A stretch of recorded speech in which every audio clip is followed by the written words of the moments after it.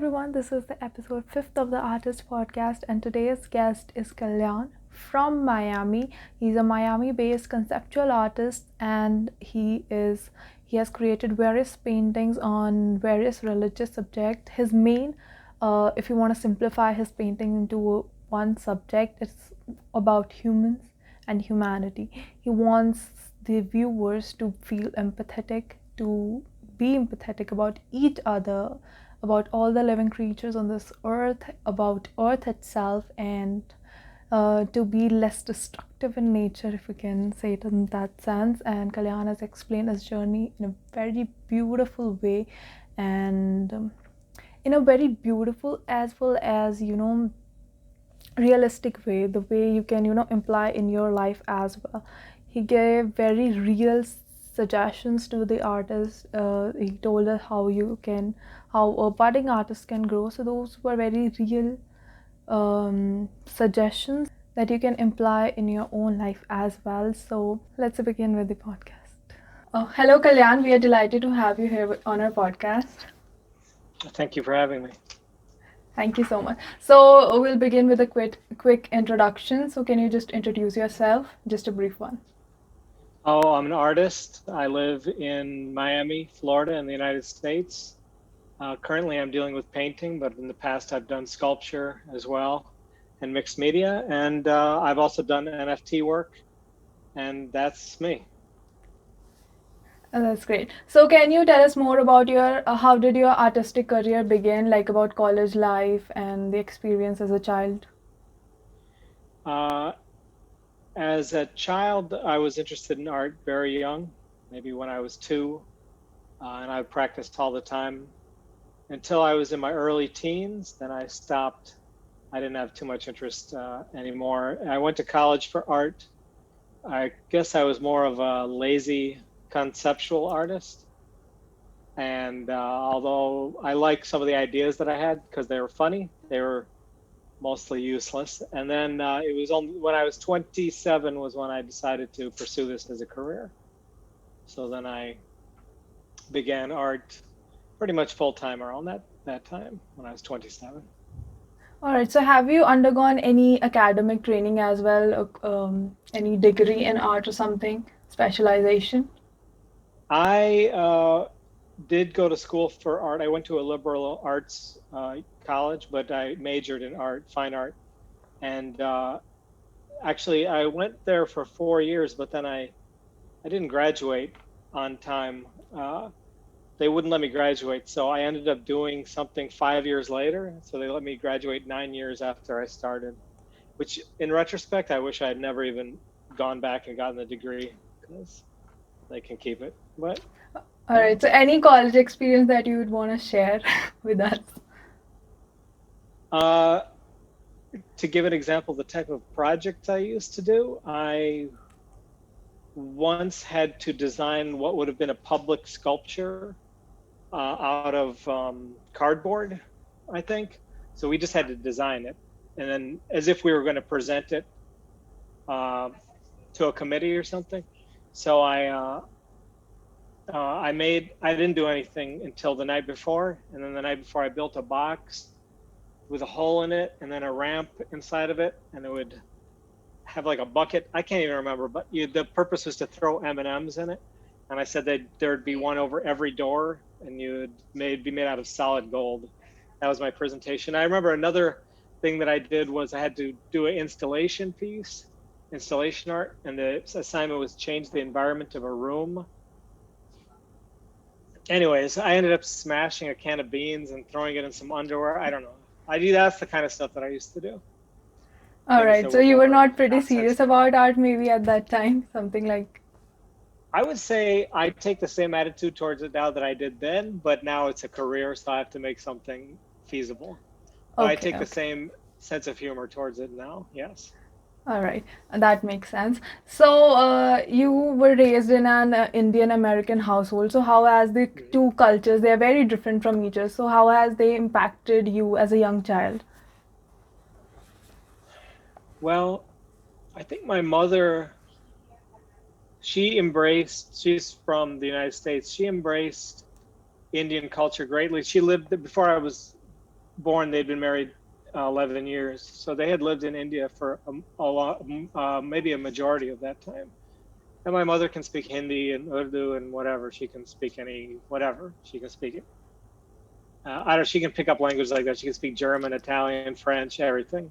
My dad, on the other hand, when he moved to the United States, sometimes he'd hear somebody speaking Hindi because he'd only speak English here, and it would take him a minute to process it. So he forgets language immediately, even though he spoke Hindi his whole life.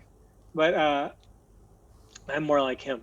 But growing up, so around the house, Indian culture was very prominent. But again, then outside of the house, everything was the United States. And also, my dad was strange in that he didn't speak very much. He would only be thinking about mathematics. And my mother was unusual in that back then, this was the 80s, when I grew up, 1980s, early 90s. She would only eat, organic things and values which are now taken for granted. She was that way then. I had not very many clothes, possessions, and material things were downplayed. I lived in an unusual household for the United States. So and I was homeschooled. So it was an unusual upbringing. I'm not sure how it affected me. I can't analyze myself that way, but it was unusual. All right, that's good. So you must have read a lot of religious books like on Hindu religion, because like you have made a lot of paintings like the Kalki series, or on Kalyug also you have made a lot of paintings. So what are your favorites Hindu mythology? Any text that you remember? Or any book? I remember a lot. I would say it's so all-encompassing because a lot of the stories that we think about come from it. But I love everything about the Mahabharata. The thing I love the most about it, I think, is the ambiguity of the text. There is no hero, and it's so easy to think of the world in those terms, but there truly is no hero. Everybody is tremendously flawed, and then the people who are often the most flawed have incredibly redeeming, wonderful characteristics, and everybody simply must follow the path that they are set on. And so I still to this day think about and read sections of it, sometimes of a obviously abridged version. Original is huge, but I love that. Yeah. So do you consider that these events to be real, or they are fictional? I always think about that question, and I think the answer is it doesn't matter. For me, when I read it, it is real.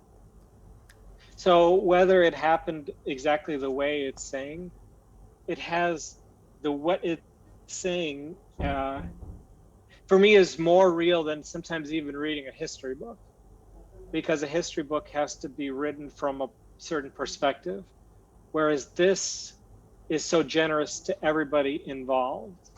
So the truth in it is truer than sometimes reading a history book. So yes, it is real, is the short answer. Yes, sir. Moreover, there are a lot of human values in the story, so I think it's more about those values rather than the, characters of the story. Yeah. Mm-hmm. So you learn a lot of life lessons from the text. Yes.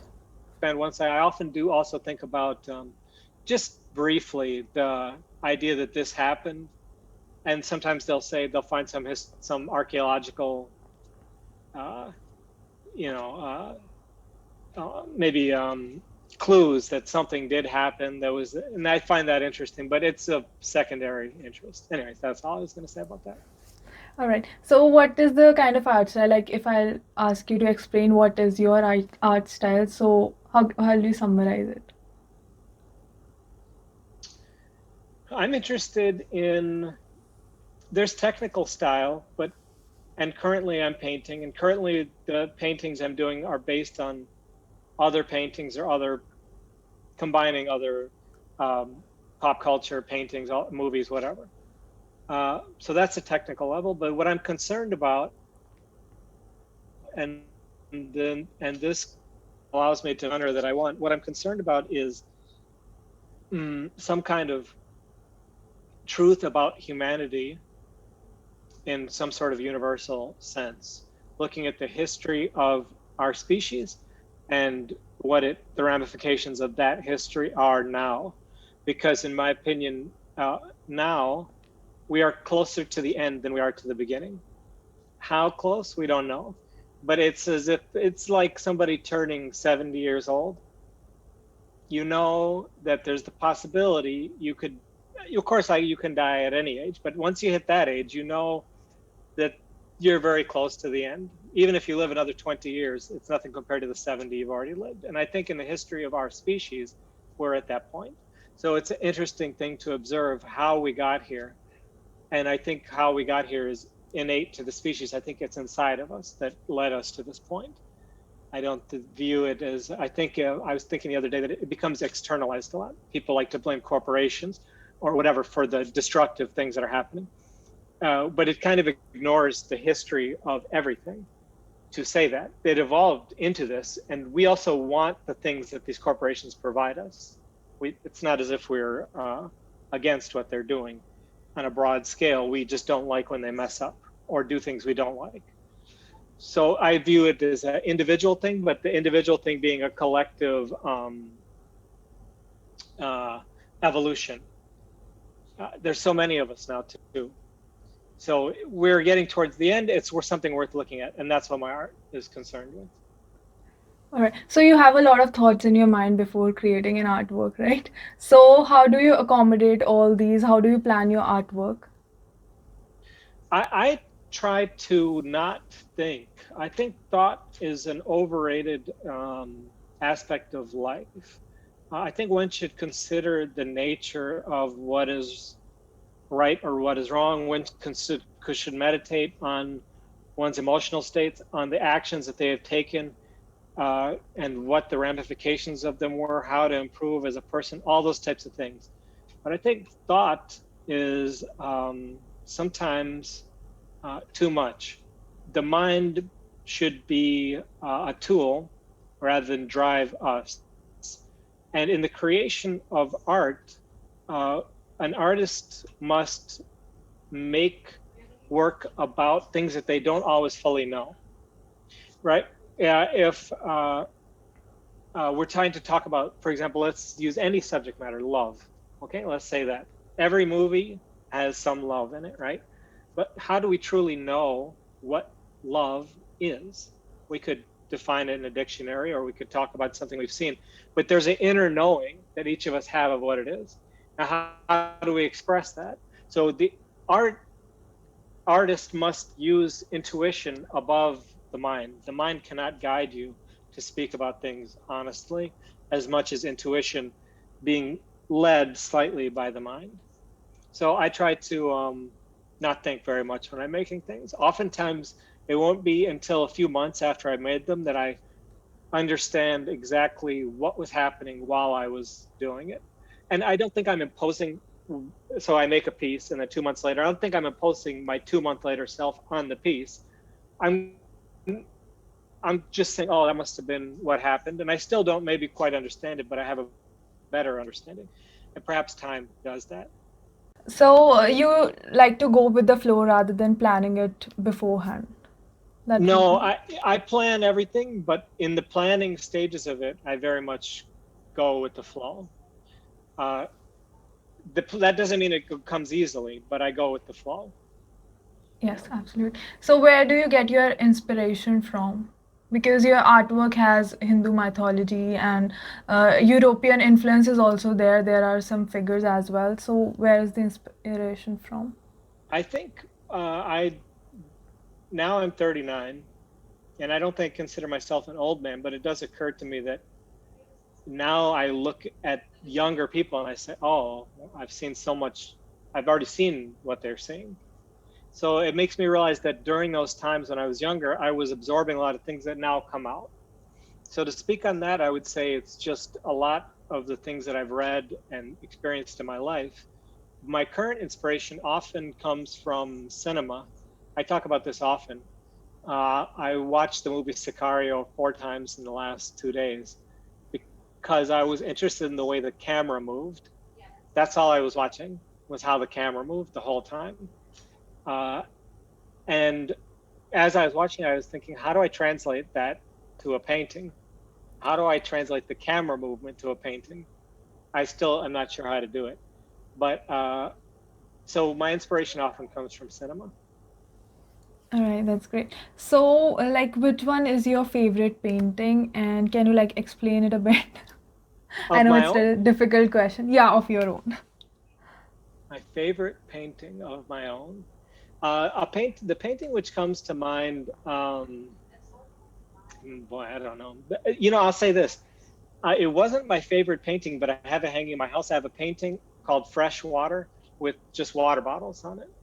Uh, and when I made it, I didn't think it would be one of my favorite paintings. But now that it's hanging in my house, that's the one that I look at the most, because I just think, and everybody, all my kids and everybody, we're always talking about with the water bottles and which one we tried. So I don't know, the point of the painting is kind of lost because we're just thinking about water bottles, but that's an interesting one. But as far as my favorite painting overall, it may be a painting, Duty and Consequence, which has a wave in it. Uh, I just think that painting set the tone for all my paintings after it, or many of my paintings after it. It gave me the idea of how I wanted to approach it. So I like that painting.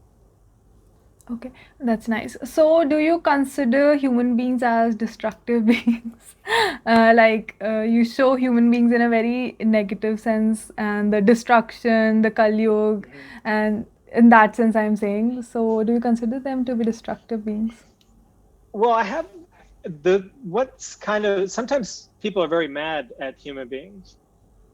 I think to be mad at human beings, um, there has to be an element of not including yourself in the mix, because nobody's truly mad at themselves. You could just kill yourself. I mean, I'm not saying that that's what anybody should do, but one could do it if they were so upset with human beings.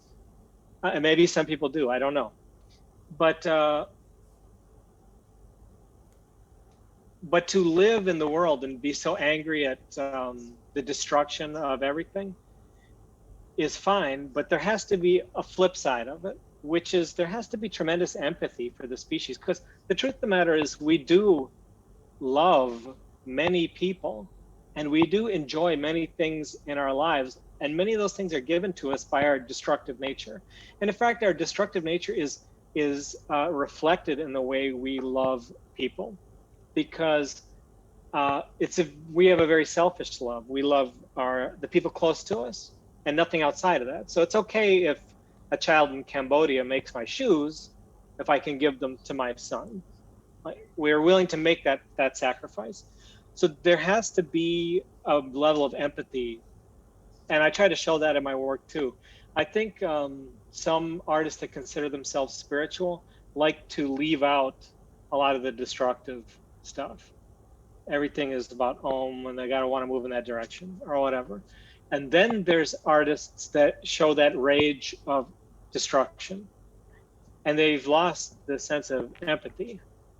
And I don't think that the spiritual thing necessarily shows empathy. To me, it actually shows more just willful bliss, like this drug-induced bliss. I don't know, even if that drug is not physical, like if it's just a mental drug. But I try to walk the line of with having empathy, because yes, we're a destructive species. It's obvious, right? So then where do we go from there? And there has to be more than that. And I think also, if we were able to have more empathy for ourselves as a species and for other things outside of our species, which we do, we have dogs, we all these types of things. We see an animal in the wild, we say, oh, that's so cute, or so nice, or beautiful, or whatever. Or we see a forest and we like it. We don't like it enough to not cut it down, but we do like it. But if we are able to extend that empathy a little bit further, then I think actually we could be a less destructive species. But I think it's impossible. I think that would be an evolution. I think we actually would become a different species if that were to happen. So yes, we're destructive, but there's more than that. So you create, you are trying to create an impact as well through your paintings, right? I think the impact that I want to have is on the individual. All right. Maybe every artist wants that, right? You want people to see it and have some kind of thought or reaction to happen, but not on a mass scale. I don't have hopes like that. Not that I don't want many people to see it, or maybe everybody to see it, but on a mass scale, I don't have hope of changing the course of us as a being. Yeah, Okay. no And that's no a kind of impact great. like that. Okay, okay. That's a great thought. So, I would want to know more about the Kalki series. You told us that, Hmm. we are nearing the end rather than the beginning. It's not the beginning, it's Hmm. the end that is coming closer. So, I want you to explain a bit about what Kalki series is about and your thoughts on that. I think it's a great way of approaching that issue because every religion has this idea of the end. Hinduism isn't necessarily a religion, but it's a way of looking at things. And this way of looking at things makes the most sense to me. And since I look at the world today and I see it ending, I thought, okay, this is a way of approaching it. And so it was just a great, um, maybe my best. I'm not sure, hard to say. Maybe one of my best ways of approaching the topic. That's all it was a way of. I love the series and I love the idea, but it was just a way of approaching this idea that the world is ending and approaching humanity and looking at what we are through this particular lens. That was good for me. I really like this series, the Kalki series. Uh, so, how long have you been practicing art professionally? Well, now it's going to be 12 years. Mhm. Okay. So how do you think you have evolved over time in terms of thinking as well about your artwork and personally also? Well, I've changed a lot in my life. When I look inside, I realize I'm just the same being. That doesn't change with anybody, I don't think. But the way I interact with the world and my understanding and sense of calm inside myself has changed. In my 20s, I was very unhappy. Uh, and I don't know how that exhibited itself in the world, but I was very unhappy. And now I feel very calm in the world. I feel stress at times, but I accept that stress. It's not a stress that affects me very much. It's a stress that's self-imposed. I want to have success monetarily so I can feed my kids. That's the stress. I accept it. I embrace that. That's fine. Um, so as a person, I've changed quite a lot. As an artist, I've become a much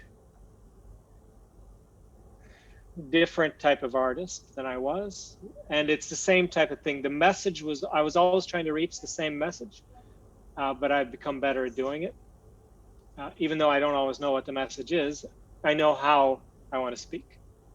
Uh, that has changed. And also, I wanted when I became an artist, I became an artist with the intention of making a living doing it. Every artist hopes for that. I drove myself toward that. Now I am doing that, and that changes your perspective as well. Um, I think some people become complacent once they have achieved some level of monetary success. I want uh, to push even further. It's not necessarily the money that's doing it, but I keep thinking about my work that it's not enough. It's not enough. There has to be more than this. Something bothers me about the work always. Uh, so I push in that direction. Yeah. Yes, I feel when an artist, achieve monetary success, he or she, kind of stops his or her growth and learning as well, which is shown in the work also. Am I right? And which is important, I think, learning and growing. I think you can feel it when you want to achieve, when you don't have food on your table and you're trying to get it, it comes out in every way and you push, and you think this isn't good enough. So that is what I see. And I still feel that about myself. I still look at my work and I say, this isn't going to work. There has to be more than this. So right now I'm taking a break from painting, for example. Well, I have to finish a few things, but then I'm going to take a break. And maybe I'll come up with something else. I keep on trying to stop painting to create a void in the hopes that some other ideas come in, because there has to be more than this. I just want more than what I'm doing.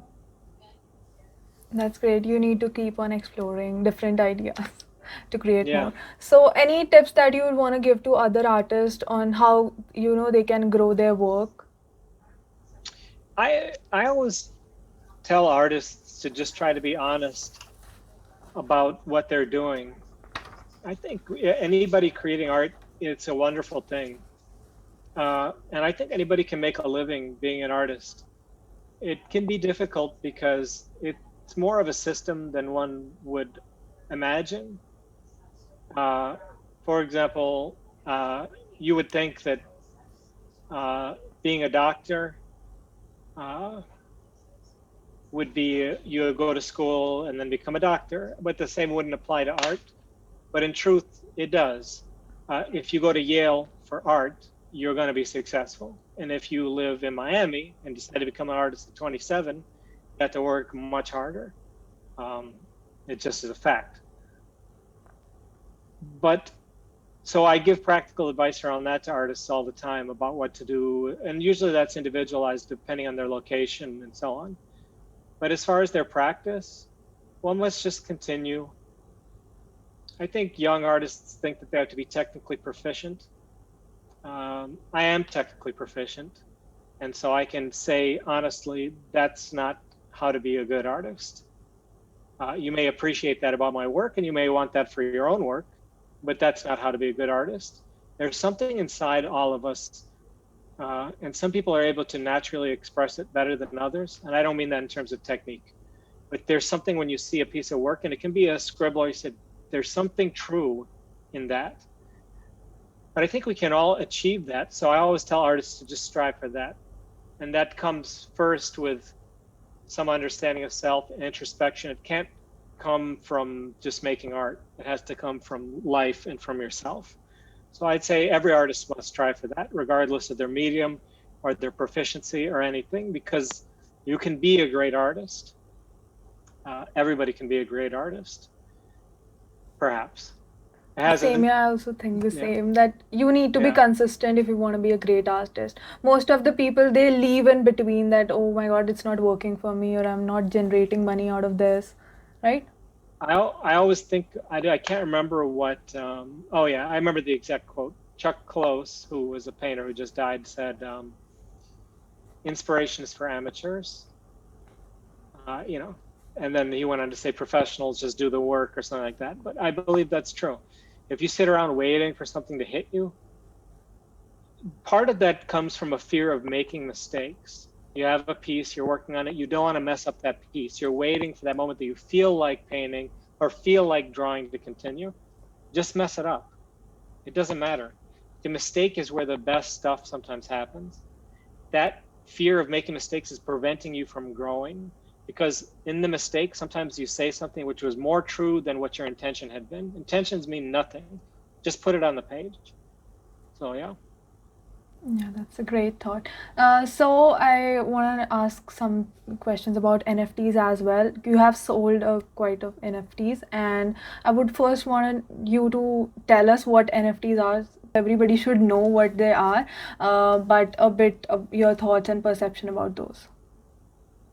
Well, NFT is a way of putting a file or anything on the blockchain. So the blockchain is basically a ledger, and that ledger allows you to digitally own things. I always describe it as it stands right now, if or before NFT, if I have a picture on my phone, I send you the picture, then we both have the picture. That picture is worth nothing because everybody on earth could have it if we just send it. Whereas with this, if I have a picture and my name is on the ledger as having owned that picture, if I take a screenshot of it or copy it and send it to you, you do not own it. Only my version is worth anything.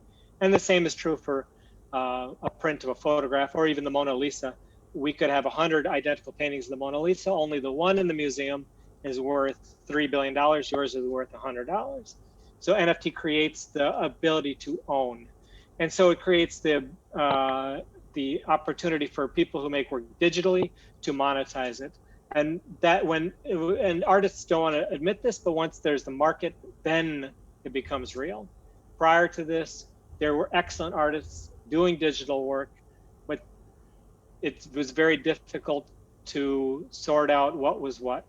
And now we're seeing all these artists figuring out where they stand in a market. I don't think markets make art good or bad, but markets do make things in this society more concretely real. So it created that. All right. Because you can make a living doing it. Yes, yes. So would you want to create some more NFTs, and how has been your experience with NFT? My experience with NFT at first was, okay, I understood what it was immediately. Somebody came to me over a year ago and said, do you want to do this? I said, yes. I understood. I thought it was going to be a cult small thing for years. So I started in June. I had 3 drops, and I thought the first 2 were okay. They were good. I liked the idea. The third one was great, and then Beeple happened. So then there was millions of dollars, and everybody became interested in it. Everybody on Instagram says NFT artist, whatever. Like, that's not even a thing, NFT artist, but everybody starts saying that about themselves. And then I had one more drop, and then I became disinterested in format because I did not like the marketplace. The reason I did not like it was because it had not defined itself yet. It makes a difference where you sell something. So if I'm selling something in Gagosian gallery, I'm showing next to beautiful, wonderful artists. If I'm showing things in a shoe shop, I'm showing it next to shoes. I'm not trying to diminish shoes, but it's a different marketplace. And that's what NFT had become, where people are selling things that are essentially tokens, and then things that are high art, fine art. I also didn't like that it became so speculative. The art market is also that way, but the NFT market became almost entirely that way, where people don't buy because they want it. They buy out of speculation that within 3 days or 10 seconds, they'll be able to trade it for more. I didn't like that. Now it died down a little bit. Everybody still knows what it is. It's still thriving, but I'm moving back into it now. I'm working on an NFT drop right now, 2, one of which I'm not sure will ever pan out because the idea is too big that it has to be positioned properly. But I'm working on one which will for sure be out within the next few months. Okay. I'll definitely look up for those. So marketing your work is also very important. So how do you do that? Well, I use Instagram. I view that as my only real form of marketing because the people who buy my paintings are not going to find me on Instagram. I view it as just a way to put my portfolio, and everybody in the world can then see it. And it connects me to people, and I like that, that I'm able to see other artists. And that's been one of the major things I like about Instagram is all the people all over the world we met through Instagram. Now this is the first time I've talked to, and that's how we met. There's something that I like about that, and it's not on a personal level. Some people meet on Instagram and they're influencers or whatever. They show their life. I don't have too much interest in that. I have a life. I'm not afraid that it exists and that people can see it a little bit, but it's centered around art, my Instagram. So I'm able to meet people in that context. But as far as marketing for the purposes of selling, that doesn't happen on Instagram at the price points that I have to hit in order to sell a painting that's 36 feet wide.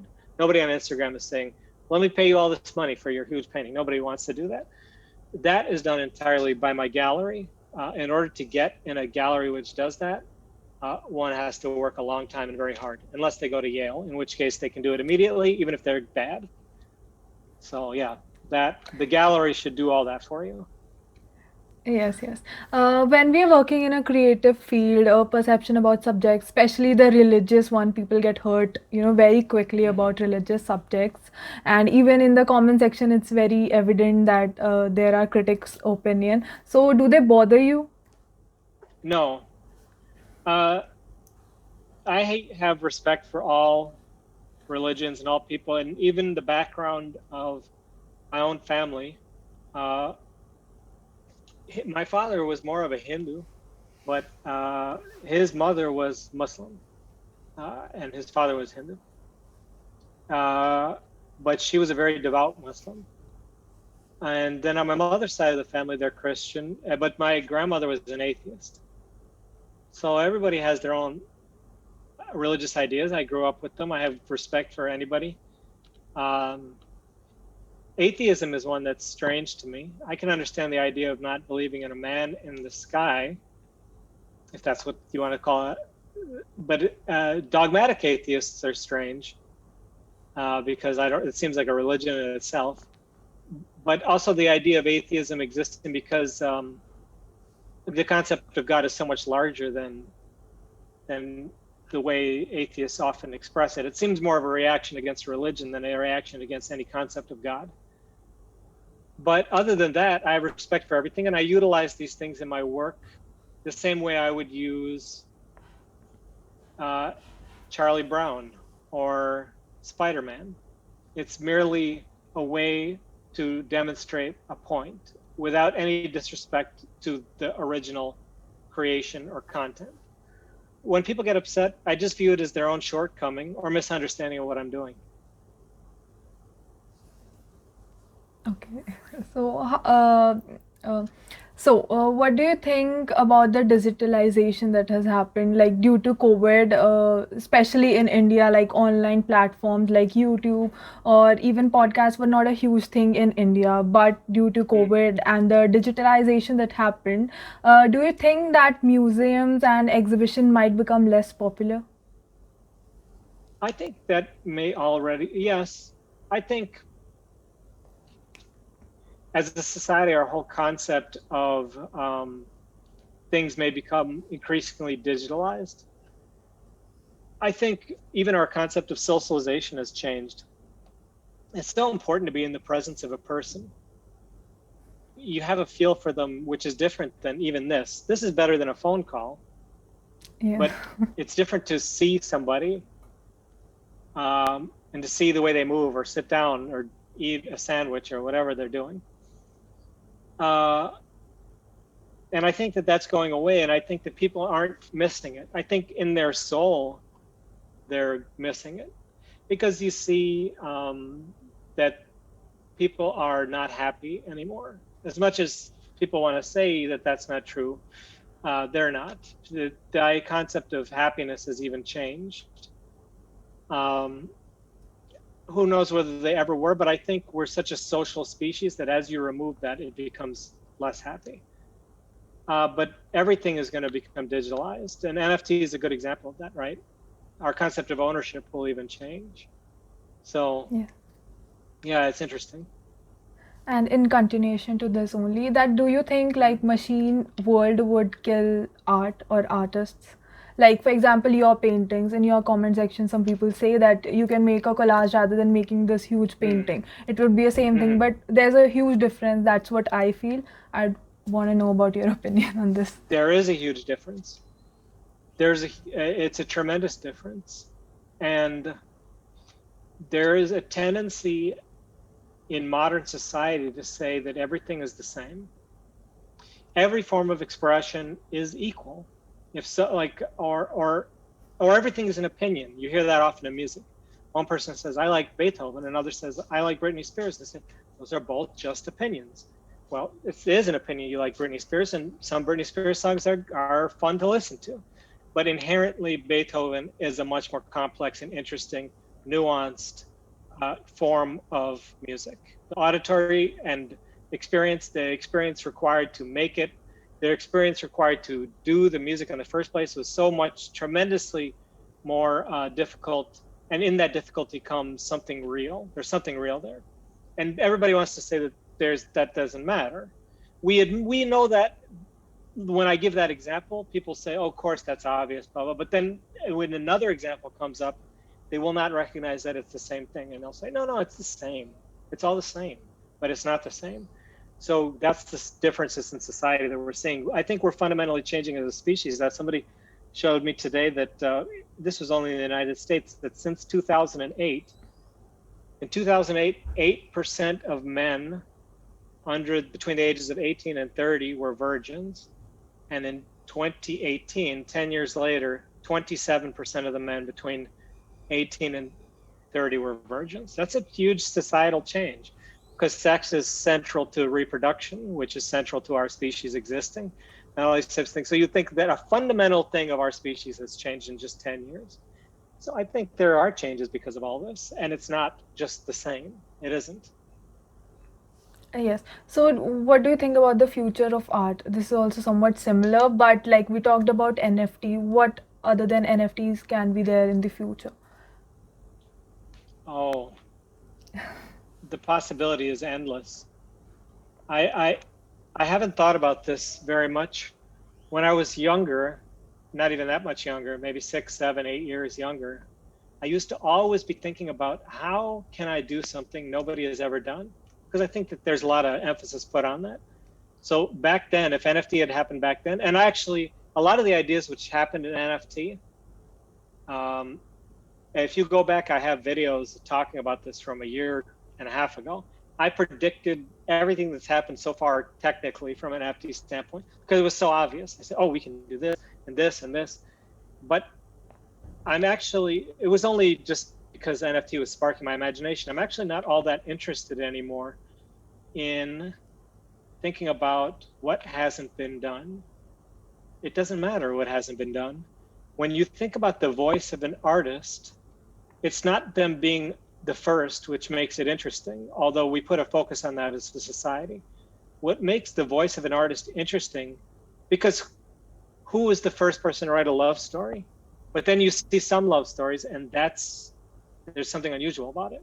To go back to that example from earlier, it's what an artist says and their unique voice coming through that matters entirely. You can say the same thing 100 people have said, but if you say it from the truth of who you are as a person, nobody has ever said that before, because nobody has ever been that before. That's the only thing that matters. So I'm not too concerned with where things are going. It'll all be fine. There'll be good artists and bad artists, like there always have been. It may become more difficult to create good artists in this society. As I look at the changes, I wonder that whether it's becoming more difficult to become truthful, to be true in yourself. Because I don't know if every older generation looks at a younger one and says that, maybe. But I see the technological changes as affecting people's ability to empathize, to see outside of themselves, to do all these types of things. So I wonder how that'll affect artists. But as far as art, it'll be fine. What about your future plans about the artistic career that? Well, I'm going to finish 2 paintings, excuse me, 3 paintings, and then I'm gonna do this NFT thing, and then I'm gonna sit for a couple months and figure that out. And it might just be another painting. I don't know, but I have to do something different, even if it's a different type of painting. I have to move a little bit. So, who are your favorite artists, like whom you aspire to, make your artwork similar to theirs, and why? I I think about movie directors. That's how I think about. So I go back to even Billy Wilder, that era of movies. That was quite some time ago, and then I move up to thinking about Kubrick a lot. I think about Kubrick a lot. That's cliched, but I think about him a lot because he was able to make so many different types of movies, but each was excellent. I think that's a gold standard that I'd like to get to myself. I've done painting for so long because in my mind, I made a conscious decision that I had to do a certain style for long enough to get traction as a practical way to move with the art career. If people want to see and say, oh, that guy's a painter. And only after I've established that do I feel like I can do something else. But I would like to move the way Kubrick moves. to different things. Oh, science fiction, and now it's this whole other thing, horror or whatever. That's amazing to me. Historical fiction, whatever he was doing. I would like to move genres like that.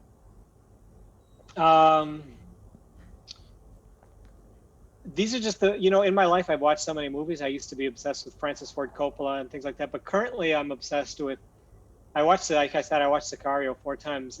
And it's not just because Dune is coming out next month, but the director, I don't even know how you say his name, Denis Villeneuve, whatever, the guy who's going to direct Dune, Blade Runner 2049. And Roger Deakins is his usual cinematographer. I watched them a lot. Steve McQueen, the director, not the actor who's dead, the director, Steve McQueen, his first 3 movies are Hunger, Shame, and then 12 Years a Slave. All 3 of those were masterpieces. And I'm still interested in the work he's doing now, but less so. I'm interested in how the camera moves. That's what I realized when I watched those people. One thing that I think about Steve McQueen, and I don't know, maybe I'll start making movies because of this. One thing I think about Steve McQueen is in the movie Hunger, there's a scene in the movie where it's a row of prison cells, and the Irish Republican Army is in the prison. They've been captured by the British, right? And it was during the dirty protests. So what they did was they refused to wear clothes, and they refused to bathe, they refused to cut their hair, and they would just smear their feces on the walls of their own prison. And the point was that they wanted to be recognized as political prisoners, not criminal prisoners. And until that happened, they were going to live in the worst possible conditions. So they would pee and they would throw it under the wall, under the door of their cell. So the hallway was disgusting. There is a scene in that movie where the camera is, I believe, I can't remember, I've seen the movie for a couple of years, but I believe the camera is steady. And you see the long hallway extending, and there's a man at the end of the hallway mopping it, and he just comes toward the camera. And the camera doesn't move, but this man mops the hallway for 2 or 3 minutes. He's not saying anything. There's no dialogue. There's no music. It's just a man mopping a floor in the middle of a movie. I think about those types of things, how to achieve, but it works. I think, how do you do that in different contexts? I'm interested in those things. So cinema weighs on my mind a lot. So do you have any plan of working in cinema? I would love to make a movie. I have no idea how I would start doing that, I suppose with a script, but I don't have any ideas for the story I'd like to tell. If that hits me, I will make a movie. I would like to make movies that are more simple than my paintings. I'd like to make movies about simple things, even if the things are complicated. For example, the movie Hunger, which I just gave, is about a complex social issue, but it's simple in that it's just about people in a cell. One of the most powerful scenes in the movie is, again, the camera is just still, and there's a man on one side of the table and a man on the other side of the table. The man on one side of the table is an inmate, and the man on the other side of the table is a priest. And the inmate is telling the priest, I'm going to starve myself. And they're arguing the ethical issue of whether or not he should starve himself, again, in protest. And the scene is uncut and lasts for 10 minutes. It's uncut. There's no camera cut. So they had to memorize the dialogue and deliver it in a single take. And that's the kind of movie I'd like to make. Movies about people in simple situations. Now that's a complex situation. Should I starve myself? But the scene is simple. I'd like to make movies about humanity. My work, I've tried to make more work about humanity. And in painting, it comes out this way. It just comes out this way. I see so many people doing paintings the way I would like to do movies, which are simple people, a person holding flowers, 2 people talking, a person sitting in a chair, another person sitting on the floor. Whatever their painting is, I see those paintings. But to me, it lacks emotional immediacy. I don't feel the same way as when I watch the 2 people talking about whether one should starve the other. I don't feel that when I see the simplicity of the painting, oftentimes. That's modern painting. I'm not saying for all time. There are paintings in the past which have had that impact on me. But contemporary painting, it's rare that I see it and has the impact. So I've tried to have that emotional impact in painting, and it's come out this way. but I'd like to move in a different direction where there is that simplicity. It's just about human beings. In the end, that's what my paintings are about. They somehow happen in these extravagant ways, but it's just about human beings. I'd like to do that. That's the first time I've ever said that, I think. That whole thing, that's the first time I ever said that. Maybe maybe not. Who knows? But so any last thought that you would want to leave with the audience? well, no. I guess if people want to be an artist, say something true. Absolutely right. That's a great thought to end the podcast. Okay. Thank you so much, Kalyan. It was a great pleasure to have you and to talk to you. Thank you for having me. All right. I hope you enjoyed this episode with Kalyan, and I hope you have learned a lot from him. And for more such episodes, please do subscribe to my channel and hit the bell notification to never miss an update. And please like the video if you liked it, and all the social media links will be in the description, and the website of Kalyan as well. So please check out his work as well, his Instagram, his website, everything is in the description. Thank you so much for watching.